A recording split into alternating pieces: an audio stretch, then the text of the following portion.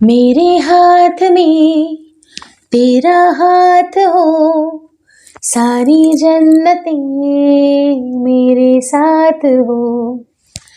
हाथों में हाथ देना या फिर उनको अपने करीब रखना, कैसे आपका पार्टनर आपके लिए पूरी तरह से लॉयल रहेगा, वो आपको कभी भी छोड़ करके नहीं जाएगा। आपको कुछ टिप्स को जरूर इस्तेमाल करने चाहिए। वीडियो काफी इन्फॉर्मेटिव है, प्लीज शुरू से लेकर लास्ट तक जरूर देखिएगा।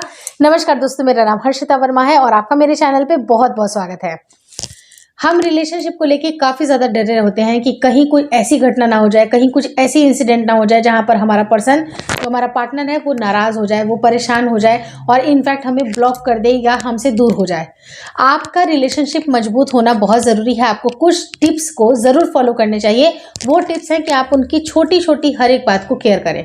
बड़ी चीज़ें अगर आपने कुछ बहुत बड़ा कर दिया और उसके बाद आप छोटी छोटी चीज़ों के ऊपर बिल्कुल ध्यान नहीं दे रहे हैं कि इनको किस चीज़ की ज़रूरत है, उनको खाने में क्या पसंद है, आप उनको क्या चीज़ नापसंद है, उनकी हर छोटी छोटी ज़रूरतों को अगर आपने पूरा नहीं किया तो बड़े गिफ्ट्स देने से भी कोई भी फर्क नहीं पड़ता है। तो बड़े गिफ्ट दीजिए, आपकी इच्छा है तो ज़रूर दीजिए, लेकिन छोटी छोटी चीज़ों के ऊपर काम करना बहुत ज़रूरी है। जो कि आपके मैनर होते हैं, एटिकेट होते हैं, उसके ऊपर आपको ग्रास रूट लेवल से काम करना ज़रूरी होता है। दूसरी चीज़ है कि प्यार से भी ज़्यादा इंपॉर्टेंट होता है प्यार में होने वाला जो ट्रस्ट होता है, और ट्रस्ट को आपको बिल्कुल भी ख़त्म नहीं करना है। अगर लॉयल्टी की बात जहाँ पर आती है तो आप 100% अगर ट्रस्ट दे रहे हैं तो ऑब्वियस सी बात है कि आपके मन में पूरी तरह से सच्चाई होनी चाहिए, जो कि इस रिलेशनशिप को सुंदर बनाती है। अगर रिलेशनशिप में ऐसा हुआ कि कहीं ना कहीं आपने छोटी बातों पे झूठ बोलना स्टार्ट कर दिया तो वो पर्सन आपको बड़ी बातों पे भी यकीन नहीं करेगा।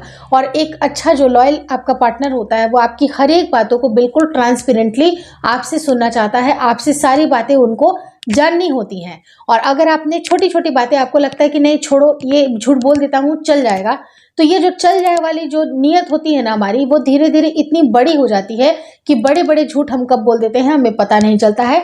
तो राइट फ्रॉम द बिगिनिंग आपको छोटी छोटी चीज़ों के ऊपर ज़रूर काम करना है कि छोटी चीज़ों को भी बिल्कुल ट्रांसपेरेंटली आपको बोलना है, ताकि आपको ये बड़ी झूठ बोलने की आदतें ना लग जाए।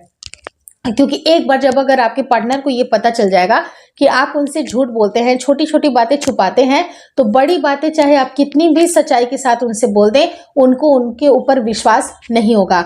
और जब विश्वास खत्म हो जाता है तो रिलेशनशिप में और कुछ भी बचता नहीं है। तो आपको ग्रास रूट लेवल से काम करना स्टार्ट कर देना है।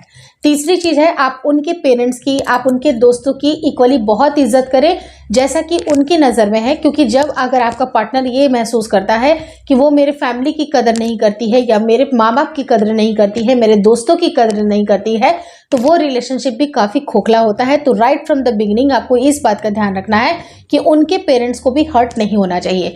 बहुत सारी चीज़ें होती हैं, बहुत सारे मनमुटाव भी होते हैं, कई बार क्लैशेस होते हैं, डिफरेंसेस ऑफ ओपिनियन होते हैं, जिसकी वजह से बहुत सारे क्लैशेस भी होते हैं। लेकिन उन क्लैशेस को आपको कैसे हैंडल करना है वो सीखना आपके लिए ज़रूरी है। और हर एक बात, सारी बात अपने पार्टनर को बताना, एक मतलब यानी कि अगर उनके पेरेंट्स से अगर कुछ भूल हो जाती है या उन्होंने आपको कुछ दो चार लाइन बातें भी बोल देते हैं, तो इसको आपको छुपाना नहीं है, बल्कि इसको आपको दबाना है। इस बात को उजागर आपको नहीं करना है, क्योंकि हमेशा आपको ये याद रखना है कि जो चीज़ें हमारे लिए ज़रूरी हैं, क्या वो सामने वाले के लिए बहुत हितकर है या आपके लिए वो हितकर है। अगर ये आपके लिए हितकर है, अगर इससे किसी चीज़ का भला हो रहा है, तो इस चीज़ को आप ज़रूर बताइए।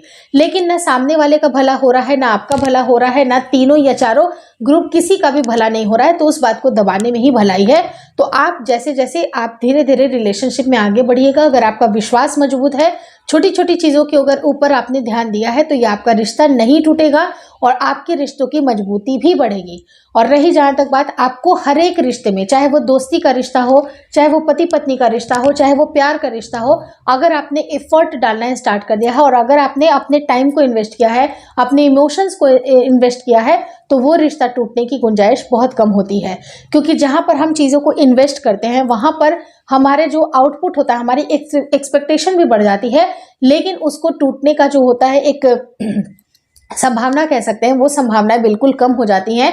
तो आपको सारी चीज़ें इन्वेस्ट करनी है, चाहे आप अपने टाइम को इन्वेस्ट करें, चाहे आप इमोशंस को इन्वेस्ट करें, चाहे आप अपने पैसे को इन्वेस्ट करें, जहां पर इन्वेस्टमेंट जैसी चीजें सामने नजर आती हैं तो रिश्ता टूटने की गुंजाइश कम होती है। वहीं पर आपने देखा होगा कि पति पत्नी के रिश्ते काफी मजबूत होते हैं, लेकिन अगर गर्लफ्रेंड बॉयफ्रेंड की बात की जाए तो उन्होंने बहुत सारी चीजें इन्वेस्ट नहीं की हुई होती है, इसलिए उनके रिश्ते जल्दी टूट जाते हैं। तो आप ज्यादा से ज्यादा कोशिश करें कि आप अपने गिविंग के जो पावर है उसको आप जरूर मेंटेन करें। लेकिन हाँ, गिविंग का ये मतलब बिल्कुल नहीं होता है कि आप बिल्कुल एक साइड से कमजोर दिखने लगे, क्योंकि हर बार अगर एफर्ट एक तरफ से होती है वो भी रिश्ता नहीं चलता है। तो आपको अपने समझदारी के साथ कि आपने क्या इन्वेस्ट किया है, क्योंकि जब इंसान कोई चीज इन्वेस्ट करता है तो वो वहां पर कमिटेड भी फील करता है, और ये कमिटमेंट आपके रिश्ते के लिए जरूरी है। अगर बार बार आपके साथ ब्रेकअप हो रही है तो इसका रीजन आप जानने की कोशिश करें कि ऐसे क्यों हो रहा है। कहीं रिलेशनशिप पे कोई दिक्कत है या सिर्फ और सिर्फ मुझ में दिक्कत है। क्योंकि अगर कहा जाता है ना, एक दोहा भी है, बुरा जो देखन मैं चला बुरा न मिलियो कोई, जो मन खोजा आपनो मुझसे बुरा ना कोई। यानी कि जब हम अपने अंदर की बुराई को झांक करके देखते हैं तो हमें पता चलता है कि कमी कहाँ पर है।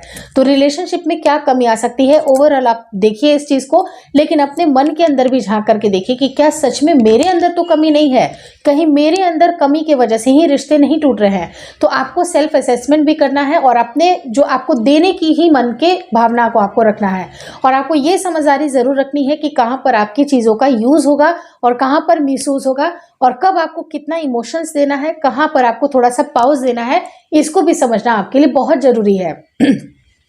मैं आपको यही बोलूंगी कि अक्सर आपने देखा होगा कि एक हाउसवाइफ को भी बहुत टेक इट ग्रांटेड लिया जाता है, क्योंकि उन्होंने अपना सारा कुछ इन्वेस्ट किया होता है लेकिन उसके बदले में उनको कुछ भी नहीं मिल रहा होता है। लेकिन टाइम टू टाइम कुछ कुछ झटके देना भी जरूरी होता है ताकि लोगों को आपकी कीमत समझ में आ जाए। तो उसी तरह से रिलेशनशिप में भी आपको कब देना है, कब आपको पॉज करना है, कब विड्रॉल करना है, कब उनसे इन्वेस्टमेंट करना है, ये सब कुछ आपको धीरे धीरे प्लानिंग के साथ बहुत सारी चीजें समझ में आएंगी। क्योंकि सिर्फ और सिर्फ रिलेशनशिप में जाने से ही आपका रिलेशनशिप अच्छा होगा ये जरूरी नहीं है।